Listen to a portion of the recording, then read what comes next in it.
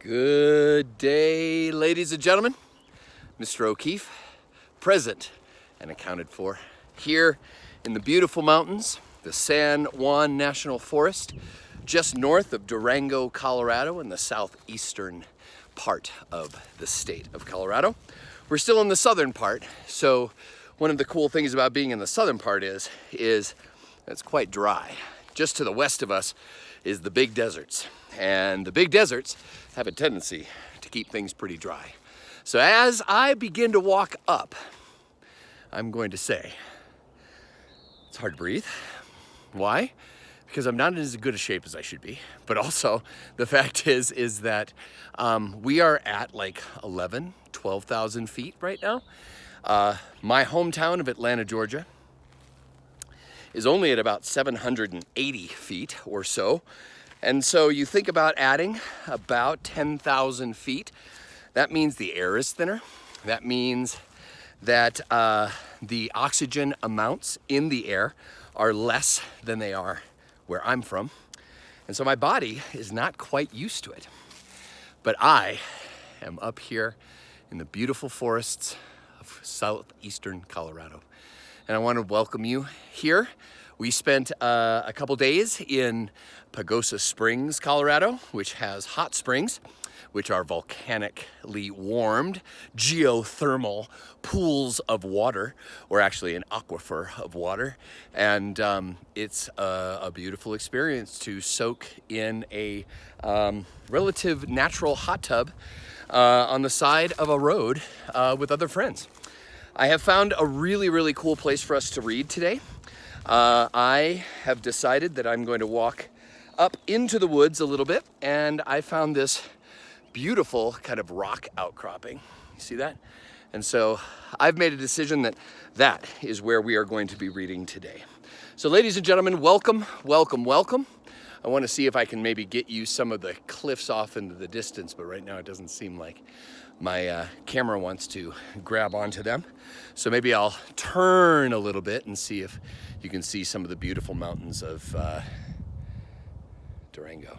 Anyway, I don't want to waste any time. You are kind enough to have come and visited. We are here, and it is time to find a place for me to park.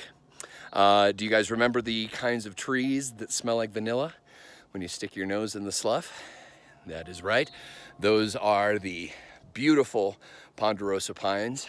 They grow in mostly drier climates and mountains areas. So I am going to find a nice spot for me to sit. And when I do find that nice little spot, hopefully I'll find a nice little spot for the camera as well. Something that I don't have to crouch down and try to cause disturbance of. So, ladies and gentlemen, let us get us started. I'm gonna find this nice little spot right over here. Haha, perfect.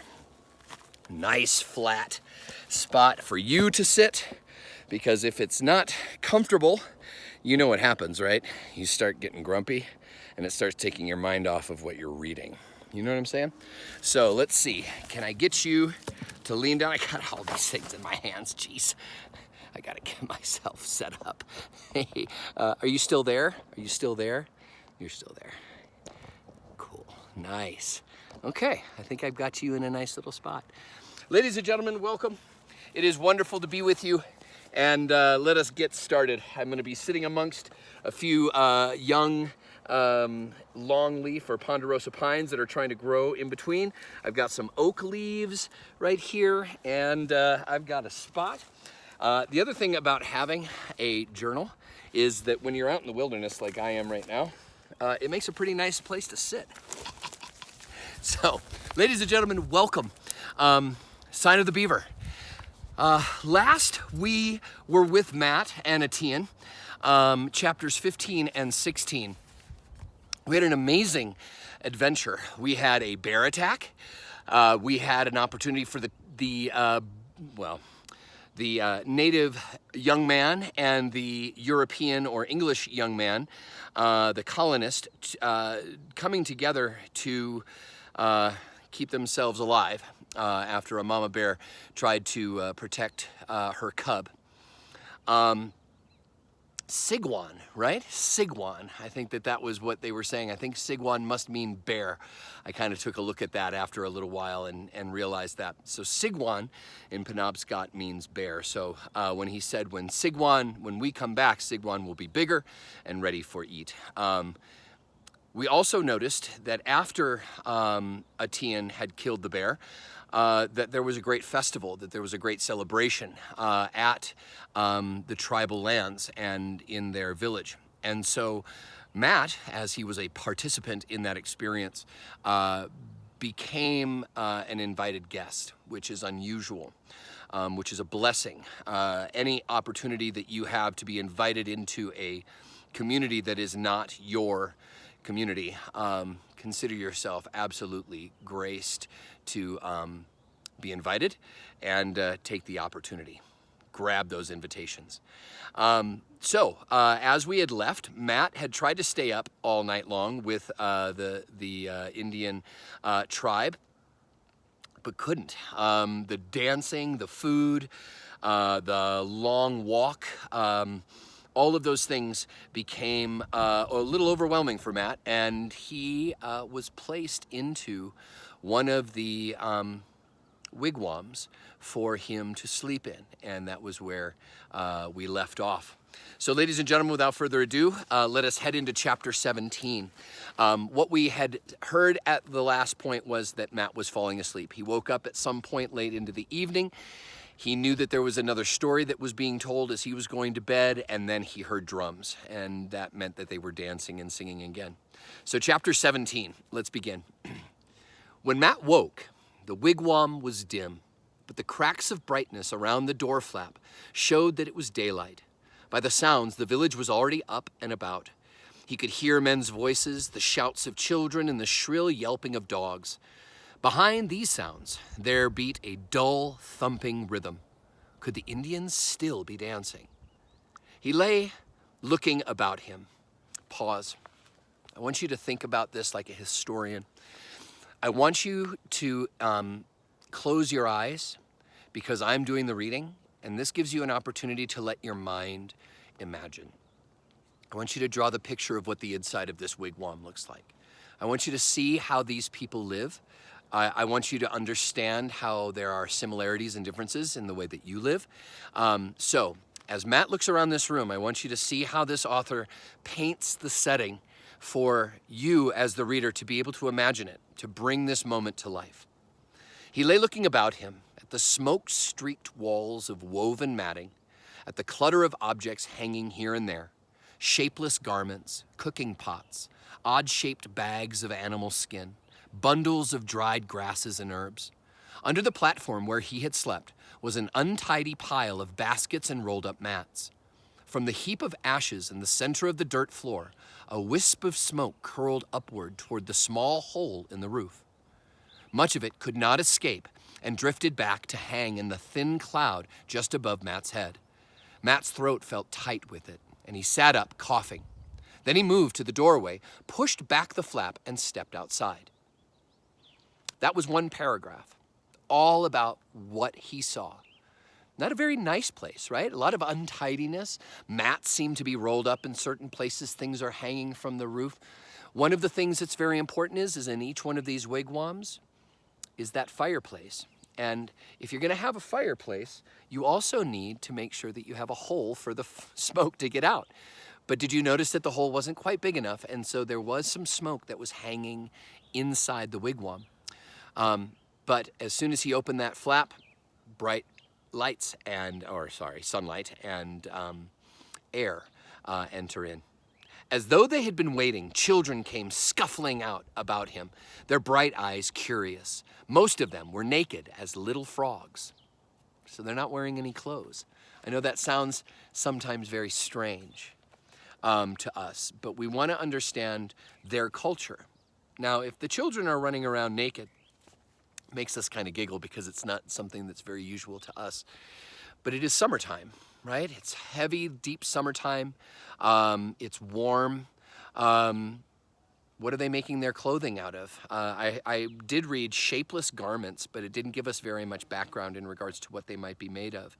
But I'm going to assume that they're probably made of either weaved reed, maybe birch bark that has been broken down. Take a piece of paper and crumple it. Go to your recycle bin. You do have a recycle bin, right?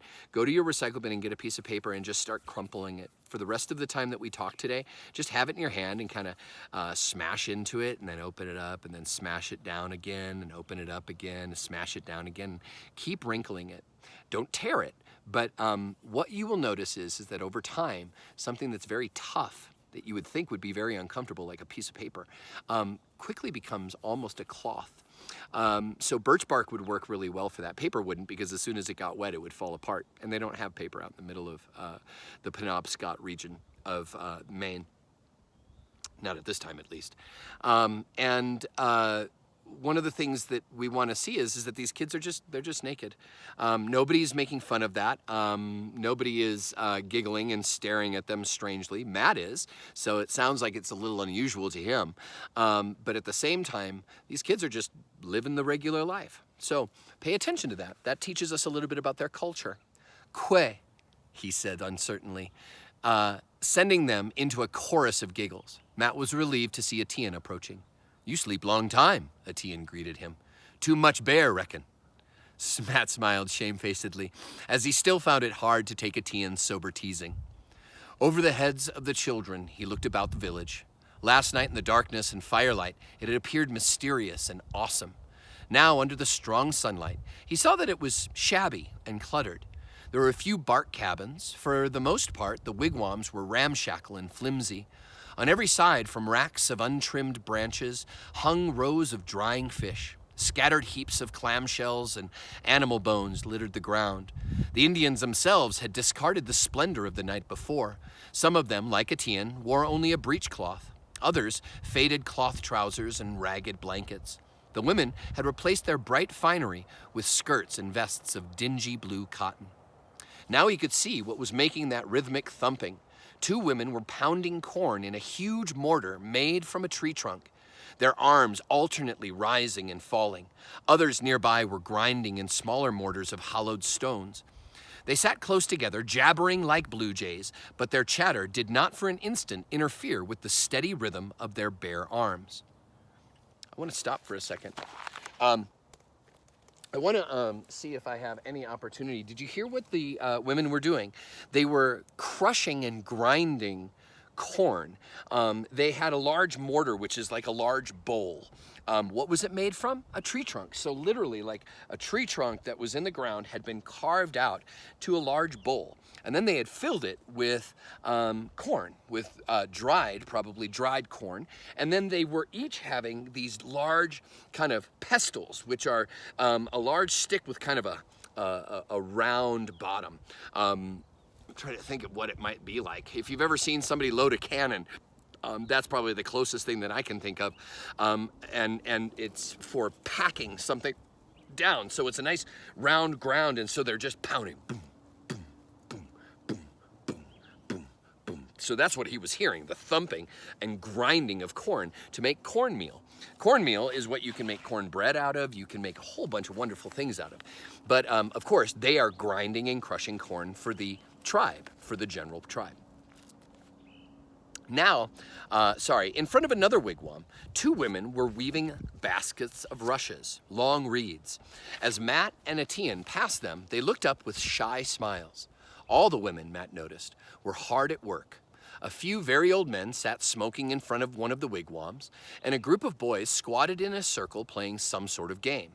"Where are the men?" he asked. "Gone," Attean said. "Before sunup, my grandfather lead hunt for deer." He had brought a hunk of cornbread for each of them, and munching it, they walked through the village back to the canoe. Matt kept hanging back, looking all about him at the village. He wanted to stay longer. There were 100 questions he longed to ask, but Attean seemed very impatient. His genial mood of the night before had vanished. Without wasting a motion, he pushed the canoe into the water.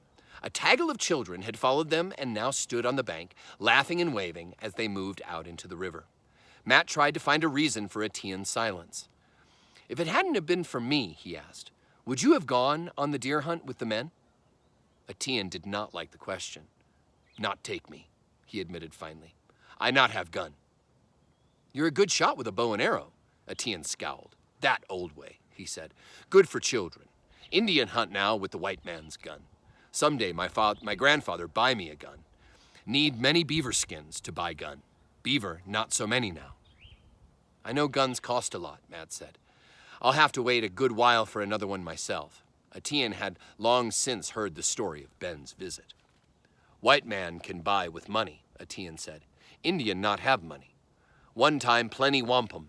Now wampum no good to pay for gun. There was bitterness in Attean's voice. Matt understood now why Attean had defended the beaver dam so fiercely. Was it true that beaver were getting scarce?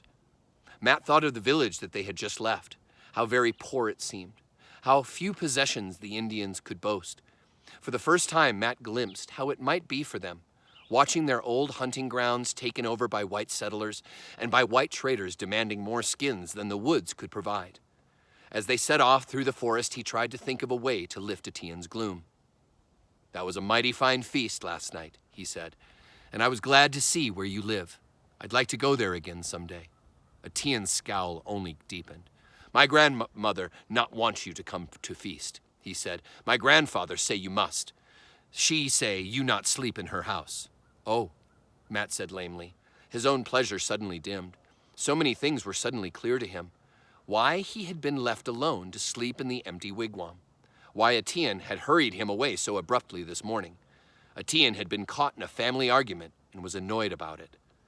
My grandmother hate all white men, Attean said. When Matt could find nothing to answer, Attean went on. White man kill my mother. She go out with 2 squaw to find bark for make basket. White man come through woods and shoot with gun. My mother do them no harm. We no longer at war with white men. Just same they kill for get scalp. White men get money for Indian scalp, even scalp of children. Pause. So, ladies and gentlemen, this is one of the tragic truths of our early history as a colony.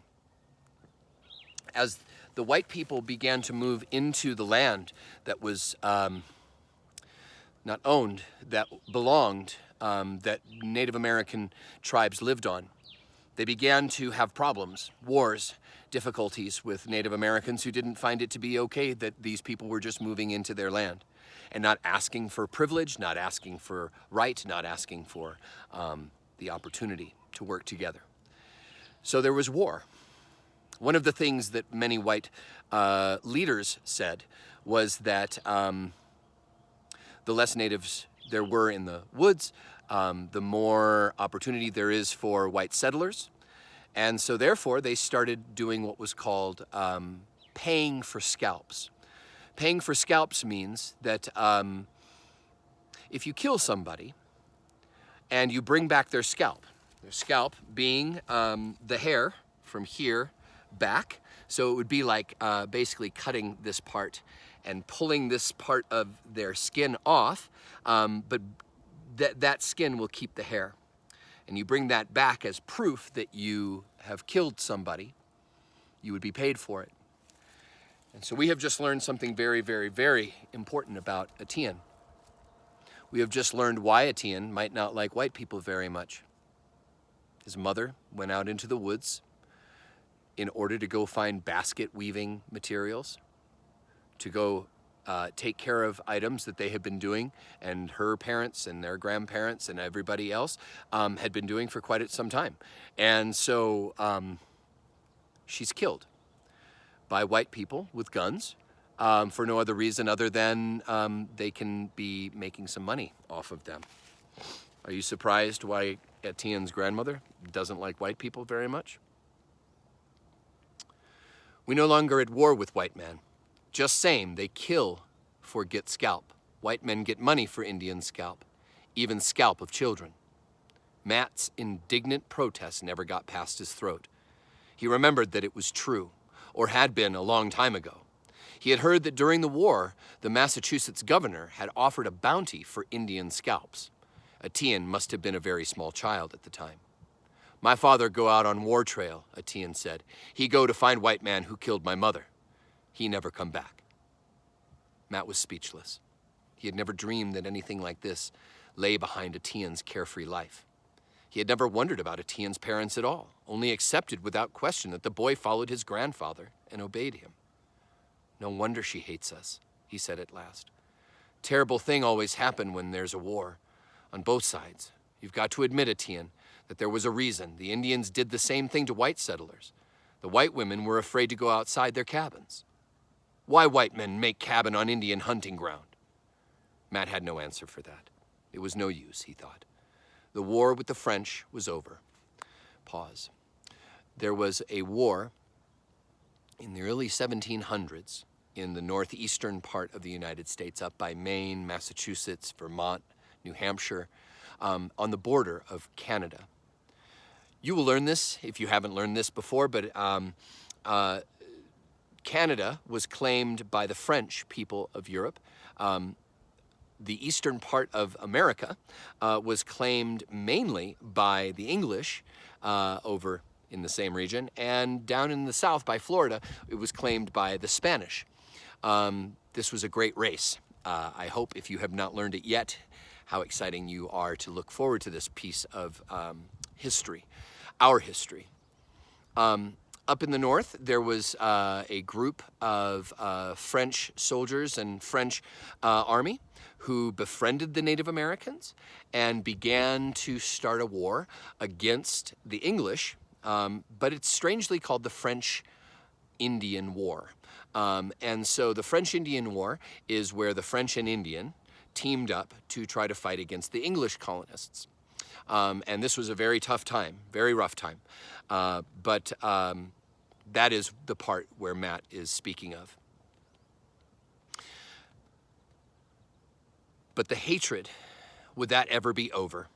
For all he and Attean walked through the woods together, there was a wall between them that Attean would never forget. In sudden panic, he thought of his own mother. Was it right for his father to bring his mother to this place? Does your grandfather hate us too? He asked. Attean didn't answer at first. Finally, he said, my grandfather say Indian must learn to live with the white man. It was not the answer Matt had hoped for, but Sackness had said that he must come to the feast. In spite of the grandmother, Sackness had made Matt welcome. When my father comes, he said, I want him to know your grandfather. I think that they would like each other. Attean didn't answer, and they walked on in silence. Discomforted, Matt turned his attention to the trail that they were following. Presently, he recognized the unmistakable carving of a little animal cut into the bark of a tree. But when he turned to Attean to boast of his recognition, he was silenced by the darkness in Attean's eyes. Instead, without speaking, he studied the signs they passed. Pause. Why does Attean have such dark eyes right now? This is one of the things that we need to think about as we work with other people in our lives.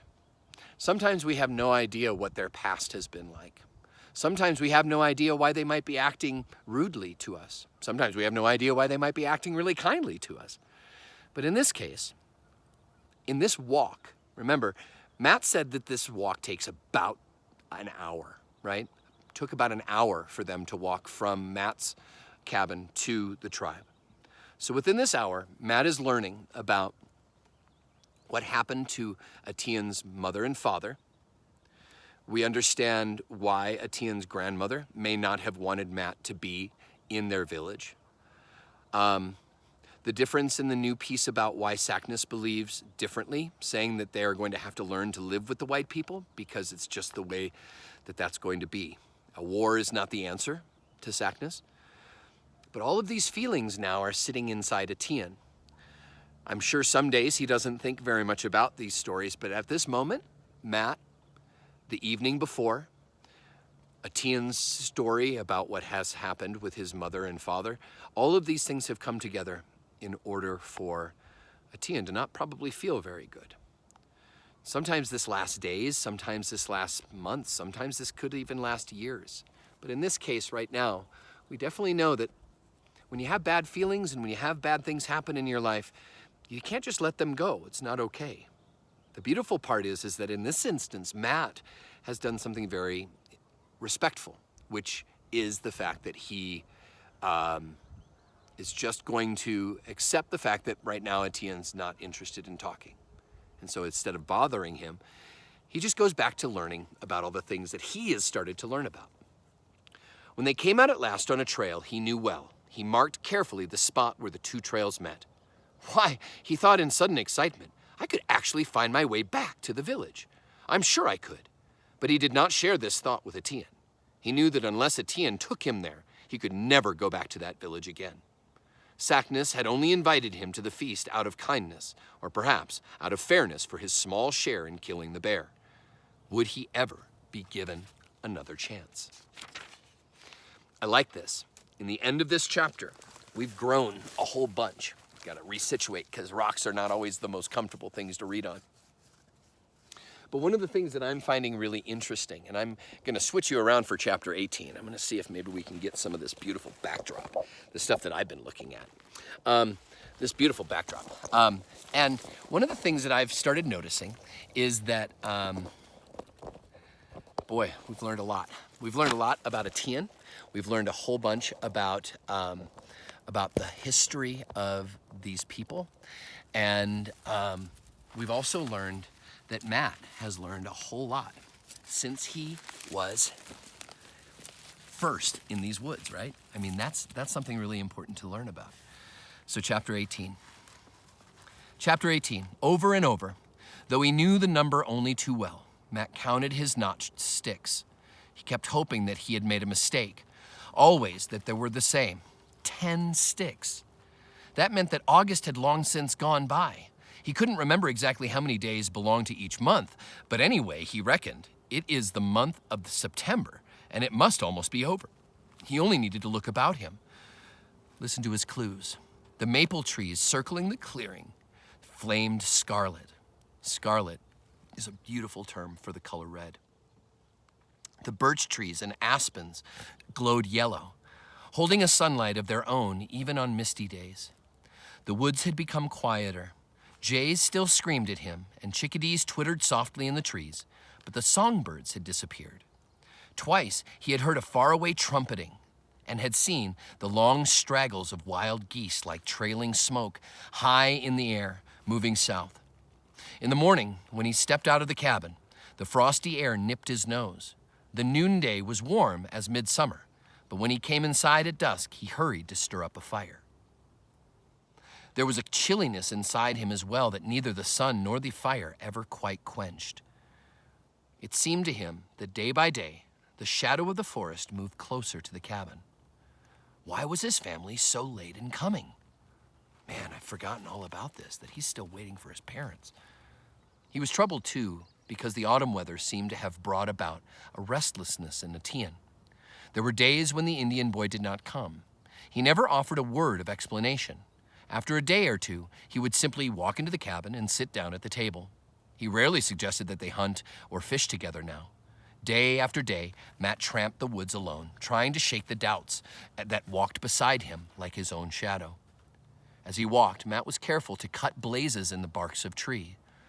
They gave him courage to walk farther into the forest than he had ever dared before on his own, since he was sure of finding his way back to the cabin now that he knew how to do it. He watched for Indian signs, and sometimes he was sure he had detected one. One day, looking up, he saw in a nearby tree the sign of the turtle. Time to turn back, he told himself. He felt secure now in the territory of the beaver, but he wasn't so certain that a strange people would welcome a white trespasser. As he started to retrace his steps, he heard, some distance away, the sharp, high-pitched yelp of a dog. It didn't sound threatening, but neither did it sound like the happy, excited bark of a hound that had scented a rabbit. It sounded almost like the scream of a child.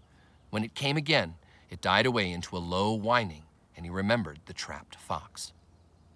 Attean had warned him to have nothing to do with the turtle trap, but he hesitated, and the sound came again. No matter what Attean had told him, he could not bring himself to walk away from that sound. Warily, he made his way through the brush. It was a dog, a scrawny Indian dog, dirt-caked and bloody. As Matt moved closer, he saw, through the blood, the white streak down the side of its face, then the chewed ear and the stubby porcupine quills. Only one dog in the whole world looked like that. It was caught by its foreleg, just as the fox had been, and it was frantic with pain and fear. Its eyes were glazed, and white foam dripped from its open jaws. Matt felt his own muscles tense with anger. His mind was made up in an instant. It had been bad enough to leave a fox to suffer. Turtle tribe or no, he was not going to walk away from Attean's dog. Somehow he had to get that dog out of the trap. But how? As he bent down, the dog snapped at him so ferociously that he jumped back. Even if it recognized him, Attean's dog had never learned to trust Matt. Now it was too crazed to understand that Matt meant to help. Matt set his teeth and stooped again. This time, he got his hands on the steel bands of the trap and gave a tug. With a deep growl, the dog snapped at him again. Matt started, scraping his hand against the steel teeth. He leapt to his feet and stared at the red gash that ran from his knuckles to his wrist. It was no use, he realized. There was no way he could get that trap open, with the dog in his maddened state. Somehow, he had to find Attean. He began to run through the forest, back over the way he had come, back along the trails he knew, searching his memory for the signs that he remembered that led back to Attean's village. Luck was with him that day. There was the sign of the beaver cut in a tree, and here were the fallen logs. He was never absolutely sure, but he knew he walked in the right direction. And after nearly an hour, to his great relief, he came out on the shore of the river. There was no canoe waiting, as there had been when Attean had led him here. But the river was narrow and placid. Thank goodness he had grown up near the ocean, and his father had taken him swimming from the time that he could walk. He left his moccasins hidden under a bush and plunged in. In a few moments, he swam across, came out, dripping, within sight of the stockade. He was greeted by a frenzied barking of dogs. They burst through the stockade and rushed toward him, halting only a few feet away, menacing him so furiously that he dare not take another step. Behind them came a group of girls who quieted the dogs with shrill cries and blows. "I have come for Attean," Matt said, when he could make himself heard. The girls stared at him, tired, wet, and ashamed of showing his fear of dog. Matt could not summon up any politeness or dignity. "Attean," he repeated impatiently. One girl, bolder than all the others, answered him, flaunting her knowledge of the white man's language. "Attean not here," she told him. "Then Saknus. Saknus not here. All gone hunt." Desperately, Matt seized his only remaining chance. "Attean's grandmother," he demanded. "I must see Attean's grandmother." The girls looked at each other uneasily. Matt pulled back his shoulders and tried to put into his voice the stern authority that belonged to Saknus. "It is important," he said. "Please show me where to find her." Amazingly, his blustering had an effect. After some whispering, the girls moved back out of his way. "Come," the leading girl ordered, and he followed her through the gate. Listen, can you guys hear Can you hear the wind coming? It sounds like rushing waves. Do you see how all of a sudden all the leaves started blowing? And then kind of dies away a little bit. You probably see it off in the distance too. I love listening to it. It's something that we don't always get to hear in the East. But along these mountain sides, when the wind comes, it starts from way off in the distance and then it comes down. It's really beautiful. Sorry to interrupt. You can't stop that. Okay, where was I, Mr. O'Keefe? Oh, that's right. He's asking for Attean. And this young, brave young lady who knows the English language. Did you catch that? She knows the English language. You should probably be thinking about that. How did she learn the English language? There's only a few people who know it. Okay, so check this out. "Come," the leading girl ordered, and he followed her through the gate. He was not surprised that she led him straight to the most substantial cabin in the whole clearing. He had recognized on the night of the feast that Saknus was a chief. Now facing him in the doorway was a figure even more impressive than the old man. She was an aging woman, gaunt and wrinkled, but still handsome. Her black braids were edged with white. She stood erect, her lips set in a forbidding line, her eyes brilliant with no hint of welcome. Could he make her understand? Matt wondered in confusion. "I'm sorry, ma'am," he began. "I know you don't want me to come here. I need help. Attean's dog is caught in trap, a steel trap. I tried to open it, but the dog won't let me near it." The woman stared at him. He could not tell whether she had understood a word. He started to speak again when the deerskin curtain was pushed aside and a second figure stood in the doorway. It was a girl with long black braids hanging over her shoulders. She was dressed in blue with broad bands of red and white beading. Strange, Matt thought, how much alike they looked, the old woman and the girl, standing side by side so straight and so proud. "Me, Marie, sister of Attean," the girl said in a soft, low voice. "Grandmother not understand. I tell what you say." Matt repeated what he had said and then waited impatiently while she spoke to the grandmother. The woman listened. Finally, her grim lips parted in a single, scornful phrase. "Aramis Piswat!" "I can speak Penobscot. Aramis, dog, Piswat, good for nothing. Aramis Piswat is what grandmother says," she said. "Good for nothing dog." Matt's awe vanished in anger. "Tell her maybe it is good for nothing," he ordered the girl. "Attean is fond of it, and it's hurt bad. We've got to get it out of the trap." There was distress in the girl's eyes as she turned again to her grandmother. He could see that she was pleading, and that in spite of herself, the old woman was relenting. Relenting, let's see what that means. Relenting is either she's going to say absolutely not, or she's going to say, okay, let's find out. He could see that she was pleading, that in spite of herself, the old woman was relenting. After a few short words, the girl went into the cabin and came back in a moment holding in her hand a large chunk of meat, a small blanket folded over her arm. So, if she's bringing those things out, is grandmother allowing it, or is grandmother saying no? Grandmother's allowing it. So when grandmother is relenting, it means that grandmother is giving up. Grandmother is giving over, giving forth. "Me go with you," she said. "Dog know me." In his relief, Matt forgot the torn hand that he had been holding behind him. Instantly, the old woman moved forward and snatched at it. Her eyes questioned him. "It's nothing," he said hastily. "I almost got the trap open." She gave his arm a tug, commanding him to follow her. "There isn't time," he protested. She silenced him with a string of words which he understood only the scornful word Piswat. So he understood nothing except for the word Piswat, which you know, good for nothing. "She say dog not go away," the girl explained. "Better you come. Trap maybe have poison on it." Having no choice, Matt followed them into the cabin. He saw now that the woman's straight posture had been a matter of pride. She was really very lame. She stooped as she walked ahead of him. While she busied herself over the fire, he sat obediently on a low platform and looked about him. He was astonished that the little room, strange and so unlike his mother's kitchen, seemed beautiful. It was very clean. The walls were lined with birch bark and hung with woven mats and baskets of intricate design. The air was sweet. Gee, my ear just all of a sudden said, the hair, what? The air was sweet with fresh grasses spread on the earth floor. Without speaking, the woman tended him, washing his hand with clean, warm water. From a painted gourd, she scooped a pungent-smelling paste. Pungent must be strong. Pungent-smelling paste and spread it over the wound. Then bounced his hand with a length of clean blue cotton. "Thank you," Matt said when she had finished. "It feels better." She dismissed him with a grunting imitation of Sackness. "Good." The girl, who had been watching, moved swiftly to the door. As Matt rose to follow her, the grandmother held out to him a slab of cornbread. He had not realized how hungry he was, and he accepted it gratefully.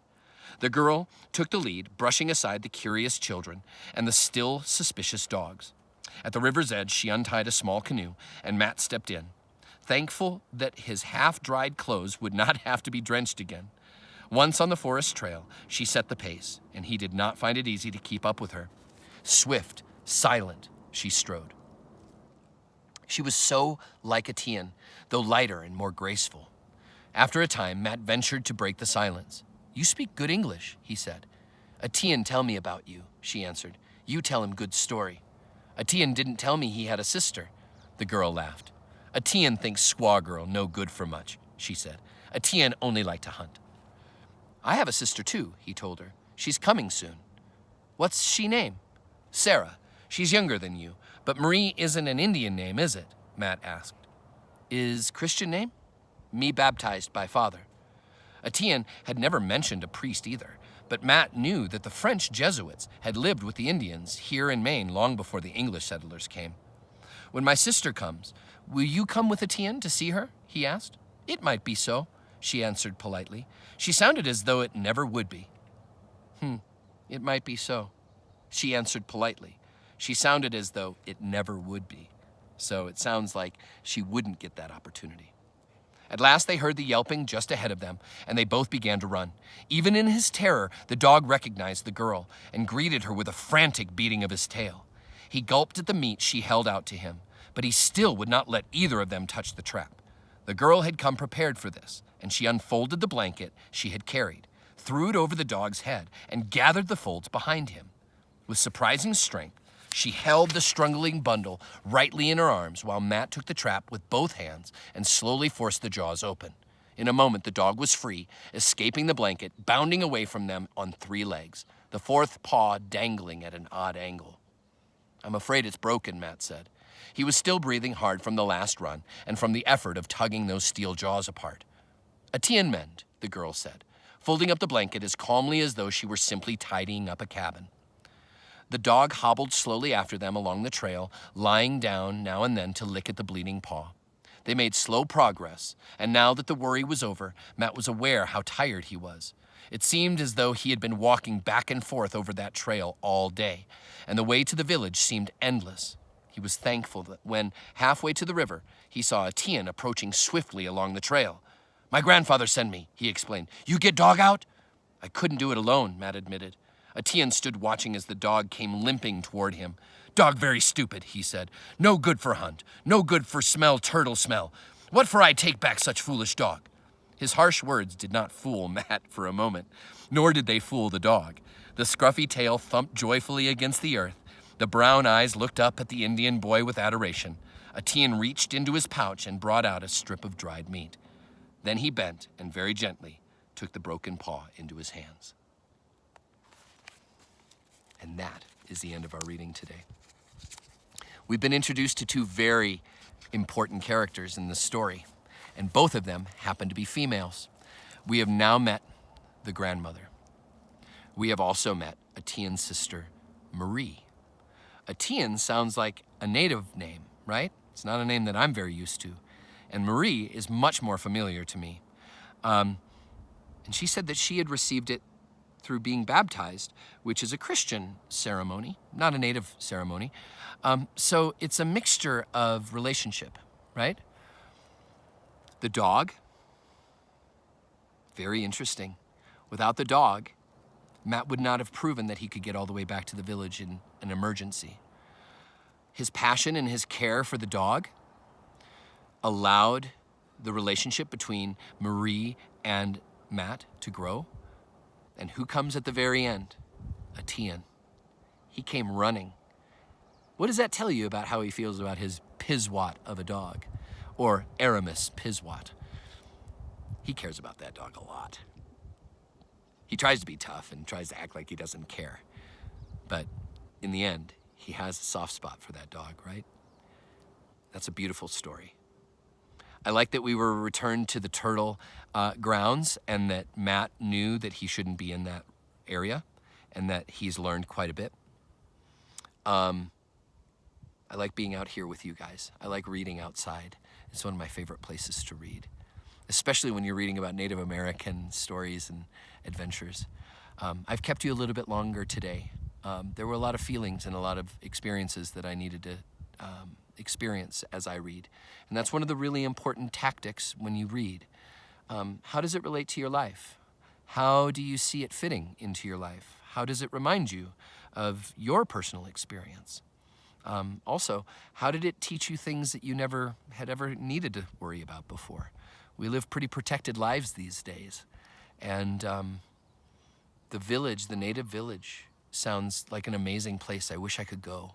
I wish I could be invited into that space to see how it truly lived and how they truly lived. But I also like the fact that native peoples have dogs.